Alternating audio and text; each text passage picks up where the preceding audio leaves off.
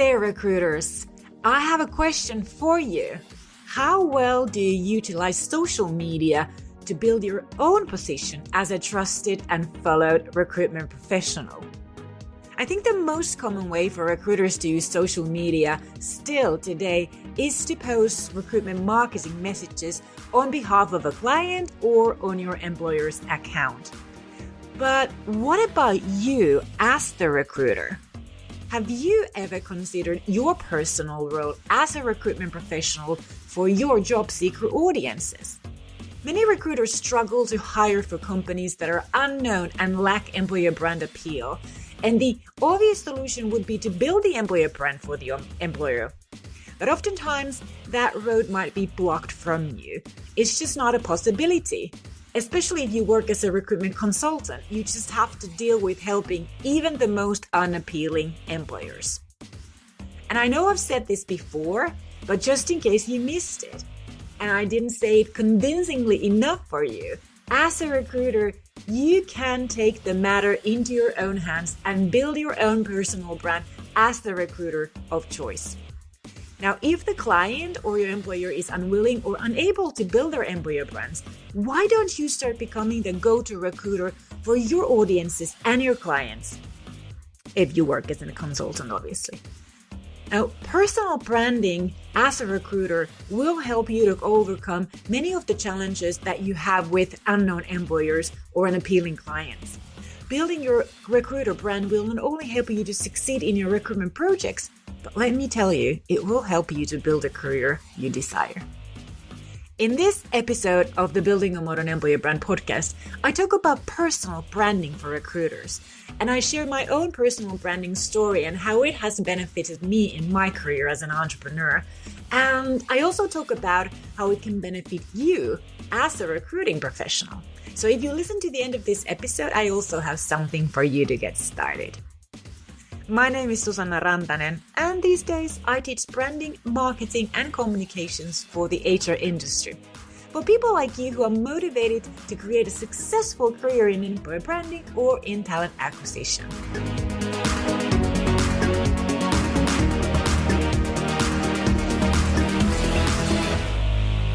I used to be a budding entrepreneur, an introverted entrepreneur who didn't have any professional networks and had an utter fear of picking up the phone for cold calling. Now, imagine that for a solo entrepreneur. What I did to overcome this was not to learn how to sell or become more extroverted. I started to position myself as an expert with something different, something newsworthy, and of immediate value to share through content marketing. Now, this is nothing new in 2023. But I started my personal branding in 2009. And if you Google the history of content marketing and social media and personal branding and what the world was like in 2009, you realize I was doing something quite novel. Back in 2009, I was on maternity leave with our son. He had just been born in February. And personal branding didn't even exist as a term back then. So what I was doing, I wasn't doing it with the intention of personal branding myself. I was simply sharing my knowledge and expertise, first as a columnist for the top HR industry magazine at the time. It was more like a hobby while I was at home with our baby. I mean, I always loved writing and took the invitation to write while I was home with the son. And after my maternity leave, early 2010, I started my first business. And I know, as mentioned, I had this terrible fear of selling, picking up the phone and calling strangers. So, what I did to overcome this was like, okay, I'll write a blog post and I'll just call after that. I mean, I had my own business and I had a blog on my website, which also was pretty unheard of at the time for organizations. But, I had that. So I was so scared of picking up the phone that I couldn't get words out of my mouth. And I was just getting panic attacks, literally. It was just vicious. So, I kind of turned to blogging a lot, like a lot. So at the time in 2010, and even a couple of years after that, business blogs, as said, were few and far between, and probably that was one of the reasons why mine got a lot of attention. And I started to get asked for speaking engagements, and the media wanted to interview me every now and then. I just started to build a name as this modern HR practitioner in Finland. And in fact, at some point, I was called the modern HR of Finland or something like that. Social media didn't really exist back then, apart from like LinkedIn and YouTube.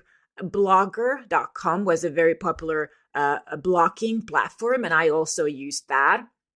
Even Facebook hadn't taken on that much yet, and Instagram didn't even exist. And I didn't know my sharing of these tips. What I was blogging about was literally I was just sharing tips and, my experiences, recommendations, and how-tos for the HR industry. And I didn't know that I was branding myself. I was just literally only avoiding picking up the phone a lot. And this was kind of a byproduct of my fear of calling strange people, which, by the way, I still have. So it took a good few years before I even realized what I was doing was actually called personal branding. What happened was one day I got a call from this young woman who was doing her dissertation about personal branding. And her mom, whom I know from the business world, had suggested her that she asked if she could interview me. And I still remember the moment when it hit me during that conversation that, what? I mean, I have a personal brand? And it kind of makes me laugh even to this day, because I was just so clueless about that what I had been doing was personal branding. But I think it was probably good because I just didn't do it for the sake of personal branding. So I think that's why I probably, got so successful with it. But since then, my story of personal branding and myself as an entrepreneur has been covered in many dissertations and thesis work in Finland. So it was kind of, it's a funny story to share. Anyhow, when I understood what I'd been doing for years and what benefits it had created for me professionally, from that moment, I started to consciously build my personal brand. But I have to say that I really struggled with it for years, with the idea of personal branding, because at the beginning of personal branding, when it kind of started to take on as a term and as an activity, personal branding referred to people who branded themselves as the subject, whom we know as more like social media influencers today. And I think that came from using celebrities who we know, who we know for their looks or their worth or their possessions, something like that. And it just didn't feel right to me, to blog about my handbags or my clothes or my home or something like that. I love following influencers who do that, but I felt funny. So it didn't feel right to me. And I think this has to do with me being an introvert, that I'm rather known for my expertise and my ability, my professional skills and my ability to help others to succeed than for my possessions. And during those early years of personal branding, it wasn't really discovered that you could also personal brand yourself as an expert. It's just, it was just kind of discovered yet. As years have gone by, personal branding has evolved so much. And these days, people can brand themselves either as the brand subjects, like influencers do very successfully. I mean, man, there's so many successful influencers who make tons of money, much more money than I do, giving the audience their face and social proof for what they promote on behalf of their clients, those branded products. They are kind of equivalent to celebrities these days. But you can also personal brand yourself as an expert and a go-to person for something that you professionally represent, like I have done for a long time. So personal branding is about creating an identity as an individual or as a professional in your niche. And both can be equally beneficial, but I think the most distinct difference I would say is that as a professional brand, your audience is most likely from your own professional niche. When as a typical, like a social media influencer, for example, their audience could be anyone, relating to that influencer as a person. So it's not really categorized professionally or in professional standards or categories. So, however, I learned that the most impactful personal brands actually are a combination of both. And that's what I have been working with myself, giving more about myself, my person, and kind of from behind the scenes and letting you guys in to learn more about the woman and her life behind this professional expertise. And I have to say that it doesn't come easy for me. I need, that kind of encouragement that, yes, that's, do this, that this is really good. We're interested in this. And I can see in views or likes or like social media analytics. And I can see that kind of content, you guys like that and you want that. And it helps you guys to trust me more when you get to know me as a person also. It requires a lot of convincing for myself because I feel like, who would be interested in me like that? That's the kind of introvert talking to myself that, I'm just Susanna from Finland doing this thing and living my life. And that's not really interesting to anyone. That's how I feel. But it's not true. So I need to, convince myself a lot that do this, that don't feel stupid about it. But, so it works and it's important to, but you don't have to do it. I just think that part of myself evolving as a personal brand, I need to go there. But it hasn't been easy due to my introversion, but I believe it will help me as an entrepreneur more than hiding behind my professional surface. What's your take on that? What do you think? Now, what you'll probably find interesting is that my first business was actually in recruiting. We were developing a recruitment software back in the day to match talents with company missions, and that was also my slogan. And while we were developing that software, I worked as a recruitment and HR consultant for a couple of years to pay for the development bills and for my team's costs and pay myself a little salary. If you don't know, I had a 10-year-long career in HR and talent acquisition in-house before I became an entrepreneur. So I just continued invoicing what I'd done for a decade anyhow.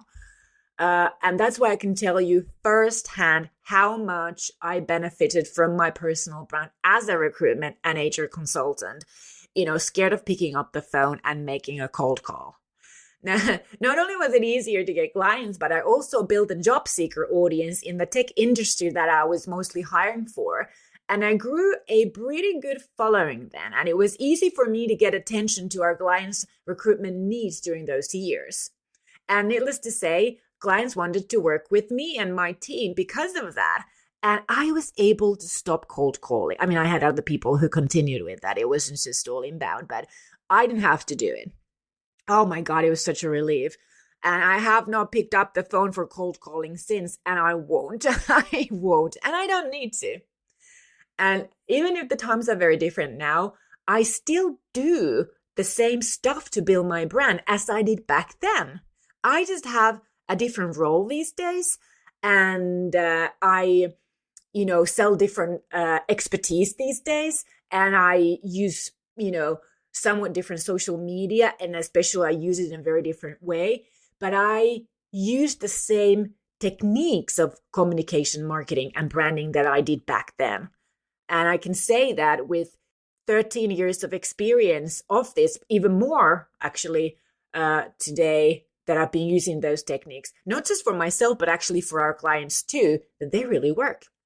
And I've actually been personal branding myself twice already. First as a modern HR recruiter, and then as a modern employee branding expert. And I've built a very profitable 6-figure business in Finland in an industry that I had to literally invent myself. There were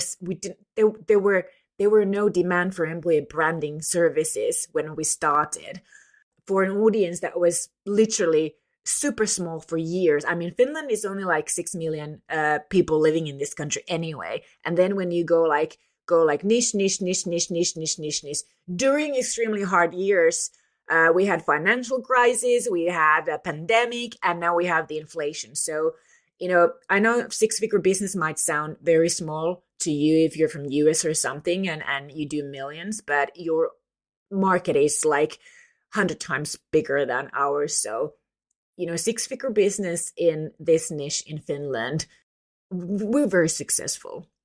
Now, as I said, there was no employer branding industry in Finland when we started. Now there is. And employer branding is something that many types of agencies and solopreneurs do these days, and people do it in-house as well.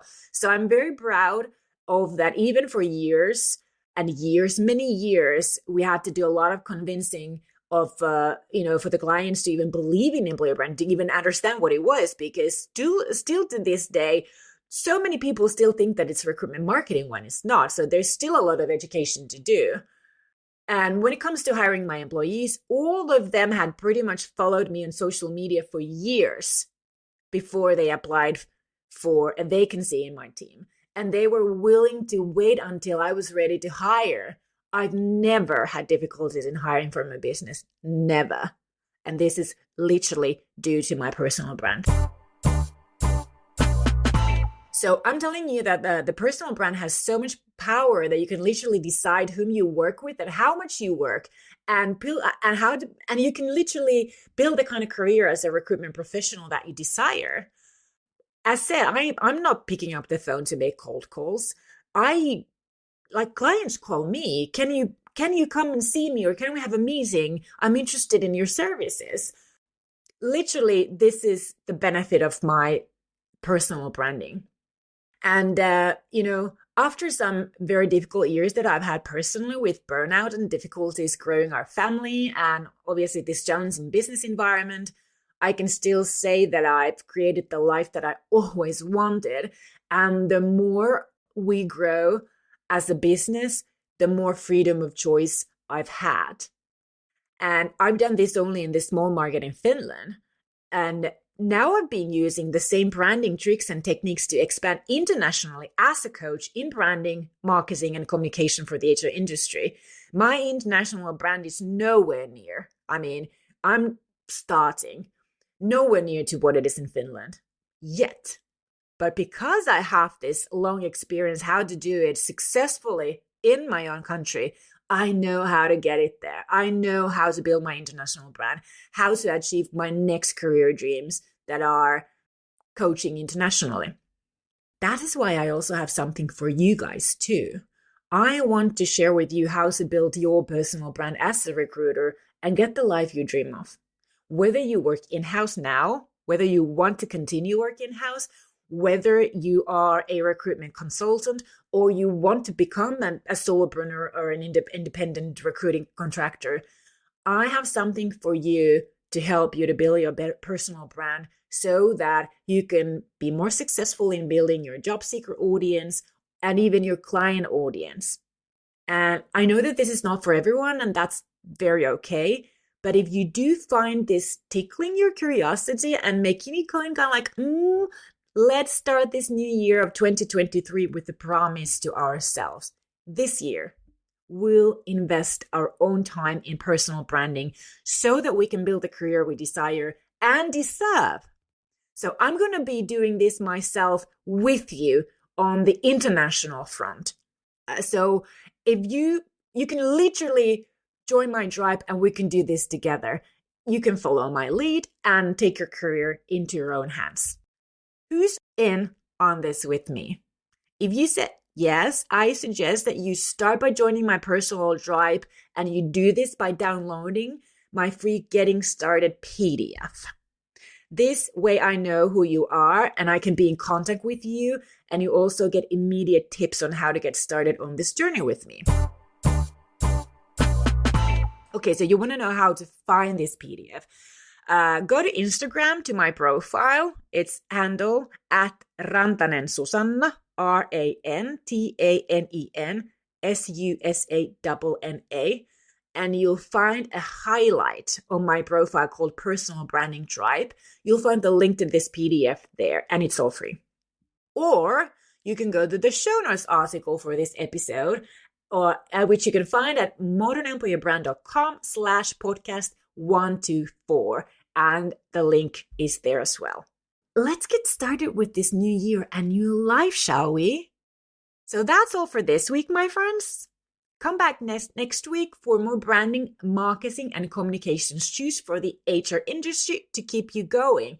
And what I have for you for next week is how you can take on TikTok as a recruiter, because I've been discovering TikTok, as you probably have heard in my previous episodes. And the more I discover it, the more excited I get about the opportunity, how I can build my own personal brand on TikTok. And I just literally want to share this with you because I think it's going to be amazing. So come back next week to hear about that. If you forgot who I am, my name is Susanna Rantanen, and I wish you such a happy new year.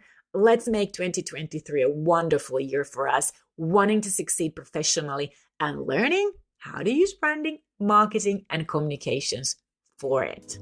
Moi moi!